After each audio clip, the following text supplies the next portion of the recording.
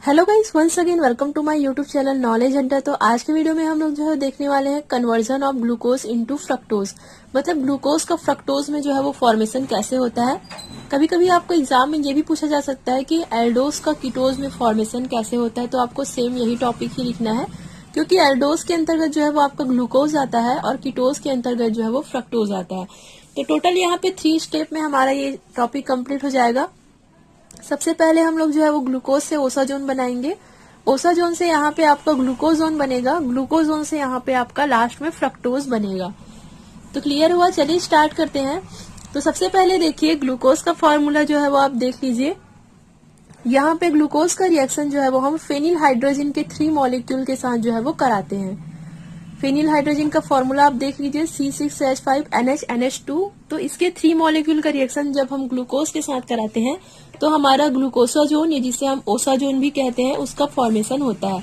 तो आप लोगों को याद होगा कि मैंने इस टॉपिक को अच्छे से क्लियर किया हुआ है, मतलब आप इसे समझ चुके हो।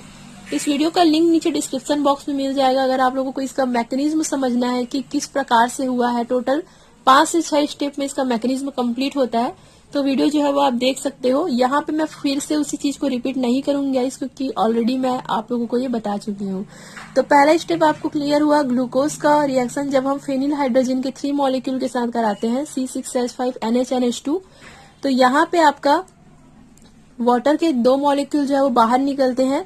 NH3 का मॉलिक्यूल जो है वो बाहर निकलता है और C6H5NH2 का मॉलिक्यूल भी जो है वो यहाँ से बाहर निकलते हैं। और इस प्रकार से जो है वो ओसाजोन का फॉर्मेशन होता है। तो पहला स्टेप आपको समझ आया। अब हम जो है वो यहाँ पर मैकेनिज्म वगैरह देखेंगे कि ओसाजोन का जब हम हाइड्रोलिसिस करते हैं HCl के प्रेजेंस में, तो कैसे हमारा ग्लूकोजोन का जो है वो फॉर्मेशन होता है। तो यहाँ पे चलिए मैं आप लोगों को इसका मैकेनिज्म बताती हूँ। ओसाजोन, यहाँ पे हम लोग जो है वो इसका फॉर्मूला लिख लेते हैं। ओसाजोन का फॉर्मूला यहाँ पे जब हम हाइड्रोलिसिस कराते हैं तो आपको पता है वाटर के यहाँ पे हम लोग 2 मॉलिक्यूल लेते हैं। वाटर जो है वो H+ और OH- आयन में जो है वो डिवाइड होते हैं। तो यहाँ पे जो आपका CHOH3 और CH2OH है, इनका जो है वो यहाँ पे कोई रोल नहीं है। जो भी मैकेनिज्म होगा वो आपको स्टार्टिंग के 2 पॉइंट में ही जो है वो जो भी मैकेनिज्म है वो आपको समझना है। तो देखिए कैसे होगा।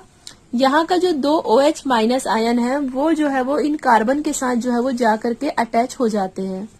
तो समथिंग इस प्रकार से जो है वो आपका OH जो है वो इस कार्बन के साथ जो है वो दोनों carbon, first and second carbon के साथ जो है वो OH- जो है वो आकर के जुड़ जाते हैं। और जैसे ये OH- इस कार्बन के साथ अटैच होते हैं, जो यहाँ पे आप डबल बॉन्ड देख रहे हो, वो बॉन्ड जो है वो इस N की तरफ जो है वो शिफ्ट हो जाते हैं। तो अगर ये बॉन्ड N की तरफ शिफ्ट हो जाते हैं, मतलब N में इलेक्ट्रॉनों की संख्या बढ़ जाती है और N के ऊपर जो है वो निगेटिव चार्ज आ जाता है।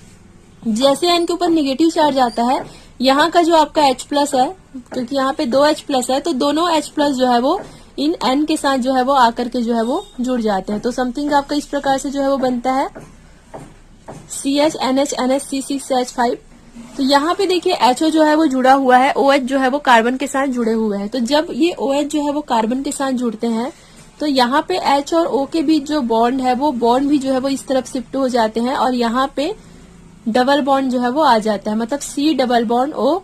और ये जो आपका H है, मतलब जो दोनों H है, वो इस NH के साथ जो है वो NH2 बना लेते हैं। और यहाँ पे आपका NH2 C6H5 का 2 मॉलिक्यूल जो है वो यहाँ से बाहर निकल जाते हैं। मतलब ये कहिए कि जो इतना पार्ट है, ये वाला जो पूरा पार्ट है इस H को मिला करके, ये पूरा जो है वो आपका 2 मॉलिक्यूल जो है वो यहाँ से बाहर निकल जाता है और फाइनली आपका ग्लूकोजोन का फॉर्मेशन जो है वो यहाँ पे हो जाता है। मैंने यहाँ पे लिखा हुआ है -2 NH2 C6H5, मतलब इनके 2 मॉलिक्यूल जो है वो बाहर निकलते हैं। और क्योंकि आप जान रहे हो यहाँ पे ऑक्सीजन जो है वो इस CH के साथ जो है वो आकर के जुड़ गए हैं और इस C के साथ जो है वो आकर के जुड़ गए हैं। तो यहाँ पे आपका बन जाता है CHO C_O और नीचे का 2 पार्ट तो एज इट इज रहेगा। मतलब यहाँ पे आपका ग्लूकोजोन का जो है वो फॉर्मेशन हो जाता है। तो क्लियर हुआ आपको कैसे ओसाजोन का जब हम लोग हाइड्रोलिसिस करते हैं, जल अपघटन करते हैं HCl के प्रेजेंस में, तो यहाँ पे NH2 C6H5 के 2 मॉलिक्यूल जो है वो बाहर निकलते हैं। जस्ट मैंने जो आपको मैकेनिज्म बताया हुआ है और यहाँ पे आपका जो है वो ग्लूकोजोन का फॉर्मेशन होता है। यहाँ तक आपको समझ आया। अब हम लोग थर्ड और लास्ट स्टेप जो है वो देखने वाले हैं। यहाँ पे जो है वो रिडक्शन का प्रोसेस होगा। अब चेन की क्रिया होगी किसके प्रेजेंस में, Zn+ CH3COOH के प्रेजेंस में। तो यहाँ पे जो 2H है वो इस एल्डिहाइड ग्रुप के साथ जो है वो आकर के जुड़ जाते हैं, मतलब CHO के साथ जो है वो आकर के जुड़ जाते हैं और ये आपका बन जाता है CH2OH। बाकी तो आपका सेम एज इट इज ही रहेगा और आपका फाइनली फ्रक्टोज का फॉर्मेशन जो है वो हो। तो क्लियर हो गई आज का टॉपिक। टोटल 3 स्टेप है, बहुत ही इजी सा टॉपिक है। टोटल 3 स्टेप में हम लोगों ने देखा कैसे ग्लूकोज से फ्रक्टोज का फॉर्मेशन जो है वो यहाँ पर होता है। अगर आप लोग ये ग्लूकोज से ओसाजोन का फॉर्मेशन अगर आप लोगों को समझ में नहीं आया है तो इस एक बार आप वीडियो देखिए। वैसे मैं ऑलरेडी आप लोगों को इसे बता चुकी हूँ, इसलिए मैंने इसका मैकेनिज्म यहाँ पे एक्सप्लेन नहीं किया हुआ है। तो आई होप यू गाइस आज का वीडियो भी आप लोगों को क्लियर हुआ होगा, इसकी आपको प्रैक्टिस करना है।